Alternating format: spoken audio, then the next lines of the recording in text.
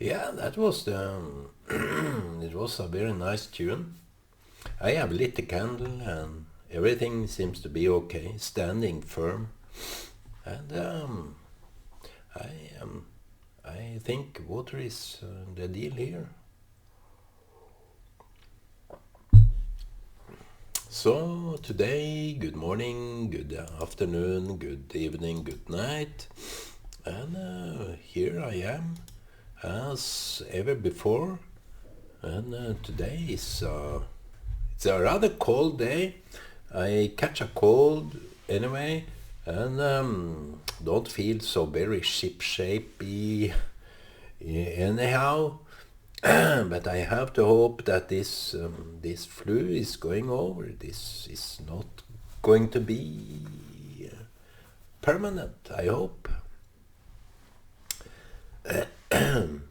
Yeah, yesterday was a crazy day. I was chased out of a group by saying against the Russians' invasion of Ukraine. That's how crazy that was. Someone needed to say it, and it's kind of awkward that I'm always the only one that is messaging back. I can't stand for this. I can't do that, and people seem to be quite annoyed over what I.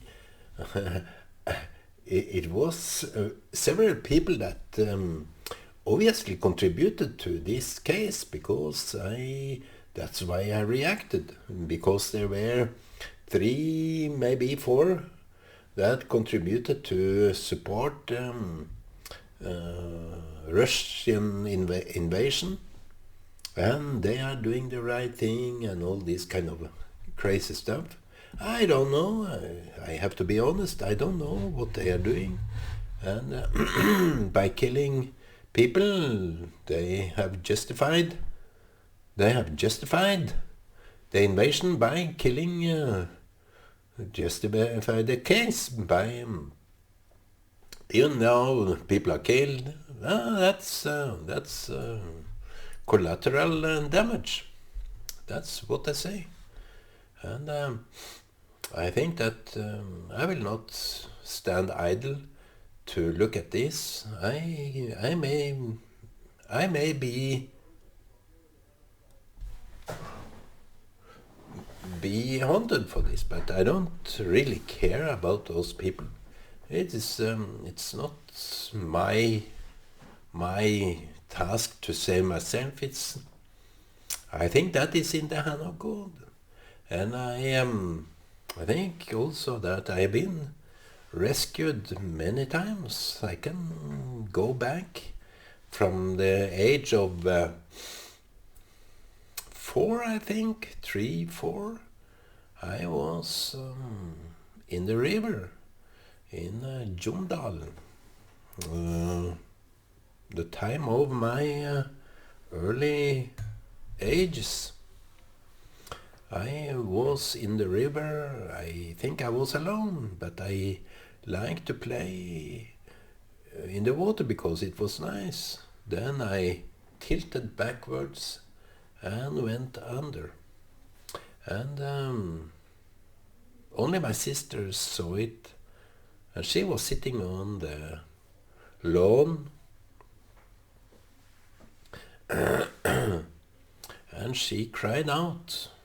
And I think my uncle rescued me. He took me up, and I think by that, contemplating over it, I think I was brought to my mom and dad, and I was kind of wondering why didn't my dad enter the water speedily? Was he kind of wanting me to go under? I don't know. So that was my first experience, and I remember it. I think everybody had forgotten it, but sometimes they are reminded, even of me. So the next time I was in Kenya, I was um, I was fixing a car, trying to fix a car which had some problems with speed, and I had to stop and look for what was the problem along the road, and I was caught in this group of men that was passing by just close to the car. I, I have no clue why I should stop there, but the car was speeding up and I couldn't control it. But to stop there on a random place was kind of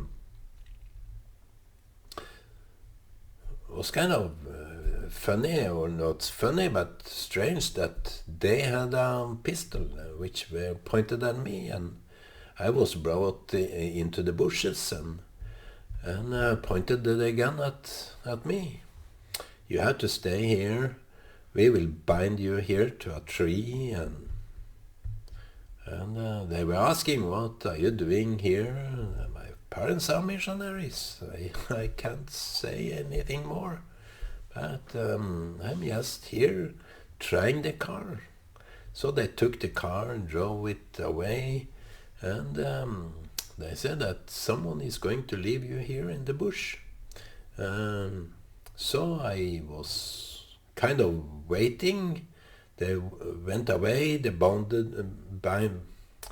they tied me to a bush, and and I thought it was kind of funny that it was only a bush they tied me to, and I thought that this may be a last minute draw. But any which way, I kind of, hello, are there someone there? I heard some ladies. That was attracting to me. I was just a teenager. I think I was 17, 19 or something. 19, I think. Was hearing some ladies that was traveling by, and I shouted, are you there? And they came, and I just stood up, and I was not tied so hard to the grass or bushes, but I couldn't get the nut off my hand. So they helped me and showed me where to go to the road, and I went straight to the road, and I went and hitchhiked with someone. I told him, I'm living at Karen Bible School, so can you please take me there? He didn't say much, but he drove me there, and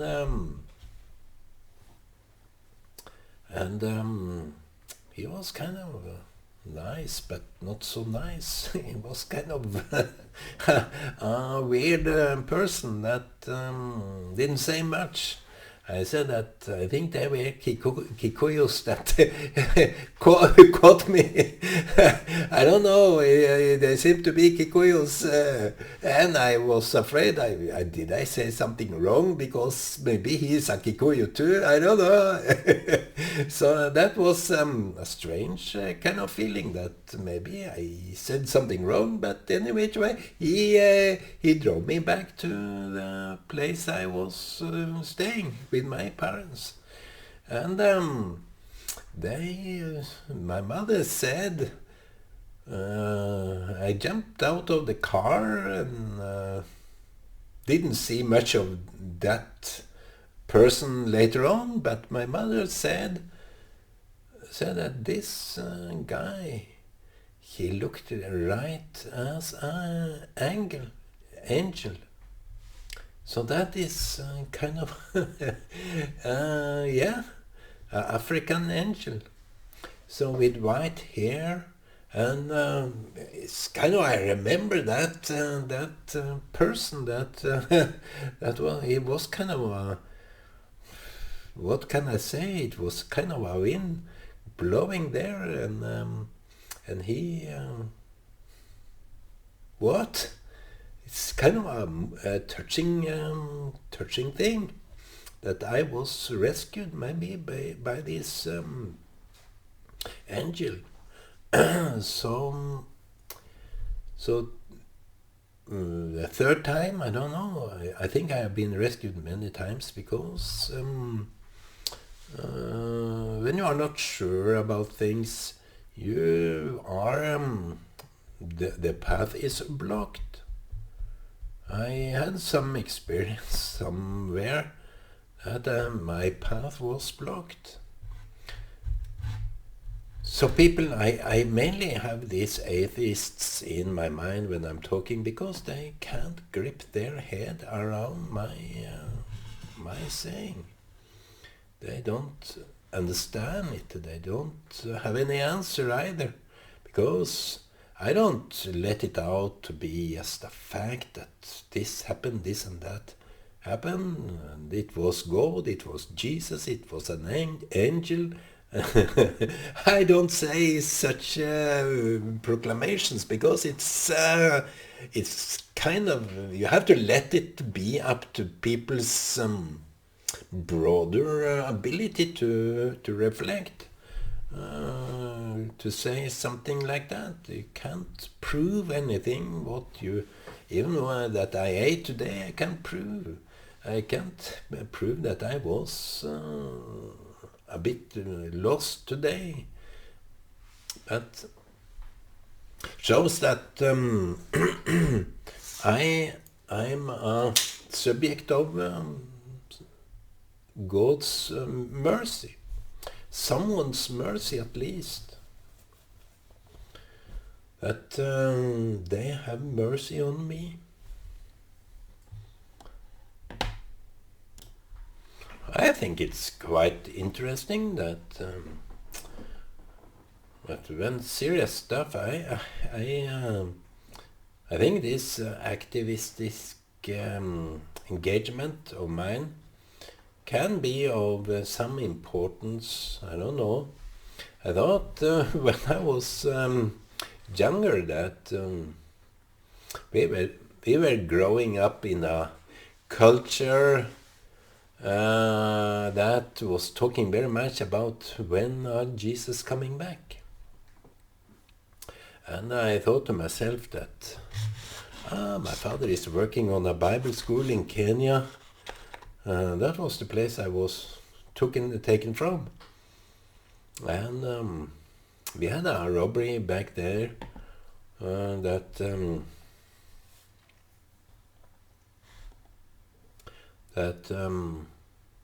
when we were out, we could have been slain dead. Regarding robberies in Kenya, things get out of hand. In many cases, the robbers, they have pistols and guns and what they call panga, long knives, and this stick which they can beat you half to death. When we were at Ngong Hills in Nairobi, outside Nairobi. Ngong Hills is well known for Karen Blixen time. She was living at Ngong Hills. When we were there, the robbers came and emptied our house. And when we came back, we saw a car driving out of the gateway, but we couldn't never get who that was. Maybe we were spared for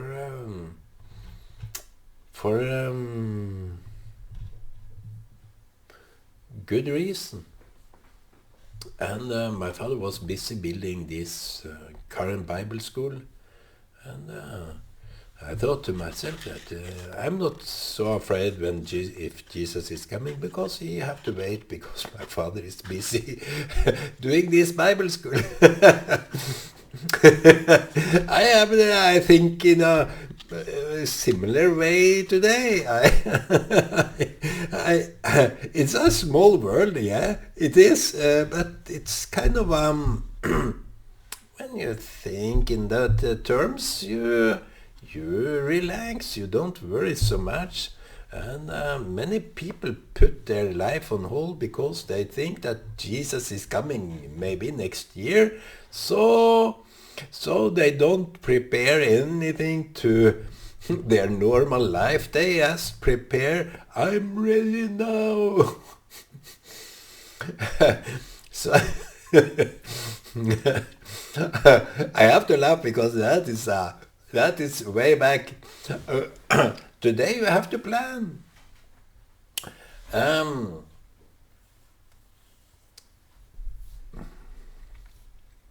have to plan.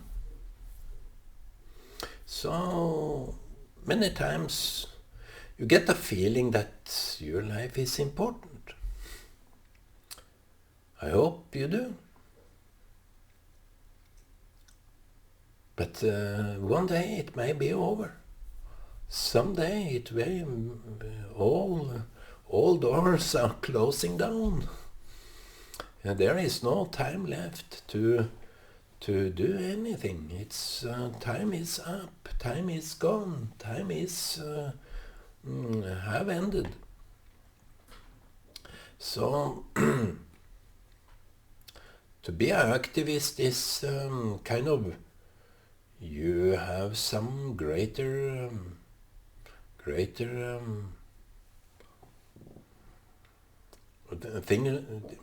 things to work on. There is greater things than yourself. You shouldn't be the best of it. People are so preoccupied with their own situation, their own safety, so that they don't... I got a new message. So they don't get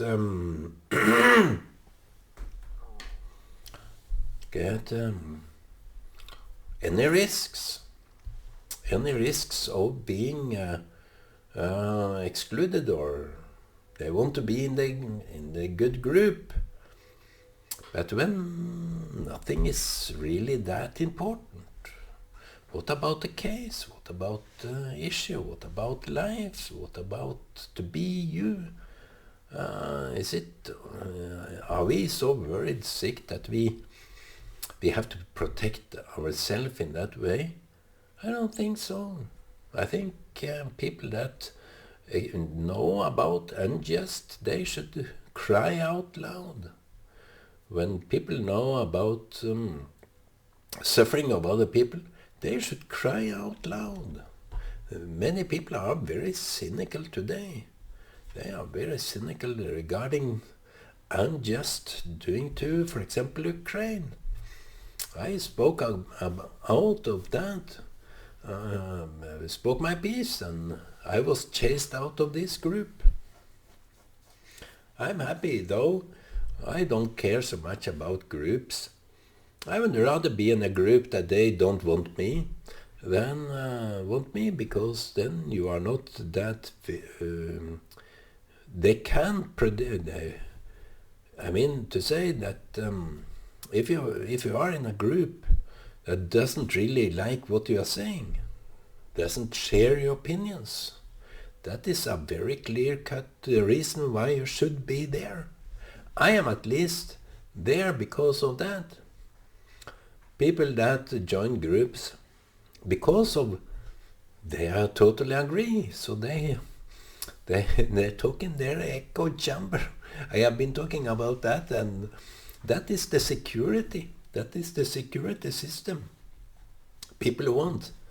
People can't get enough of security around themselves. They are so safe and so confident, and they have nothing to learn, nothing to aim for there is just a very arrogant, cynical way to go with people that dispute you. So I am the disputer, I am activist, I will oppose any of these kind of safety measurements. So after all, we have to be honest with ourselves. That's where it's coming to. That is the end of the road. In the end of the day, you have to be honest with you. Can you look yourself in the mirror and say, I did the right thing. I was not hiding away. I was not shuddering away from everyone. I confronted. And I am honest. So it's kind of that kind of protection. I think God protected prophets because they hid. They hide because they were haunted. The kings of Israel wanted to kill them. The people that opposed God, they wanted to kill the prophets. As the Elijah, he poured water on his own altar. That's kind of a message in itself, I believe. So when it's crazy around, you don't need to join them. You can just say, I'm out of this. This is not my case. This is not my task to uphold my... you can retire, of course. It's good to retire too. It's a signal that you can't join those crazy people that are there for themselves. So this is Shabbat, my friends, Shabbat light, and it's not Shabbat light, but it's a blessing that we have to pray that God's return, God's salvation must be continuing all over the world. I hope and pray that people are candles in their life. Even though things are happening and things are bad, should be a prayer for the good, blessing for the good. Breakthrough of this negative terms of life. Believe in yourself. Believe in God, which dwells within. What more to say? What more to say? That God showed himself by rescuing Daniel and his guys in this in Babylon. I think it was Babylon. They threw them into the pit of lions. They would have been eaten by lions. And I am very interested in this lion wildlife, National Geographic. And lions are so... The lions is kind of superior being. And it's... everybody is afraid of a lion.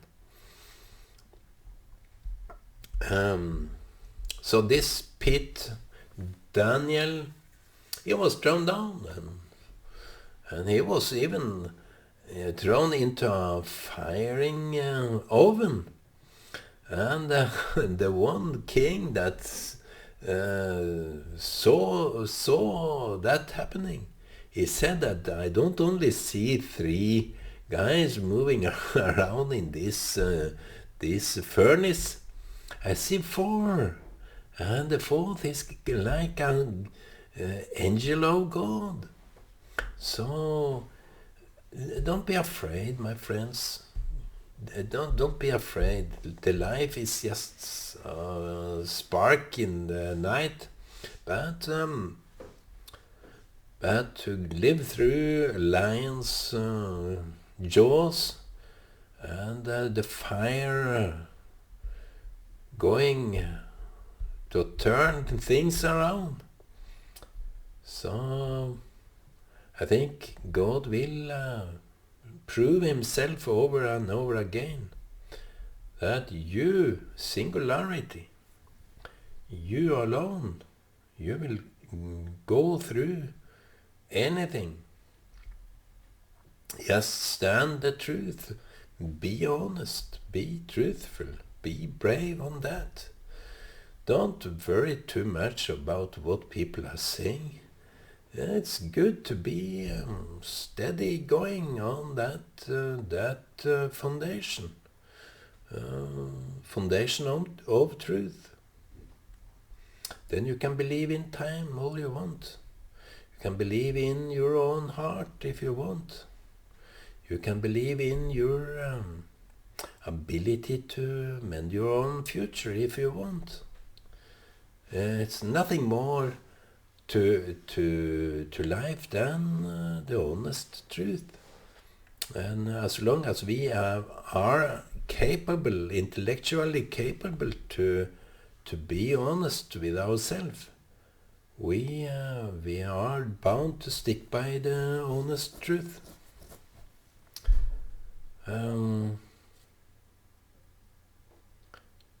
God have a way. God have a way in everything, and in time, in the nature of time, things will be revealed. Maybe in the fire there is a different time lapse altogether. I don't know. It can be so that in the fire and brimstone and in the sight of a lion, maybe the time changes because lion is a fire. It's kind of a fire, and what would you think or experience being under this kind of firing lion? This is so tormenting for the thoughts, because if you are fighting a lion, they will beat you down. They will beat you. But when you just go along, be brave and just walk, no fighting. He will fight for you. The lions will calm down because there is no threats. Even a lion can take care of an antelope that has been abandoned. So I've seen that. The lion was so confused when she saw this abandoned antelope that she wanted to protect. She wanted to keep it because it was so nice, seemingly, for this lioness. So, you see, nature is not all that cruel. It's not all that nice either. It's deep. It's founded in time, but the time's impact can change everything around. That what is happening. When time is in play, the times will change everything in its path. So my friend, I have this sore throat, worse today than ever before, but we have to believe in time, that new times, new throats. Okay, Shabbat Shalom, friends, and God bless you, and be the blessing of time.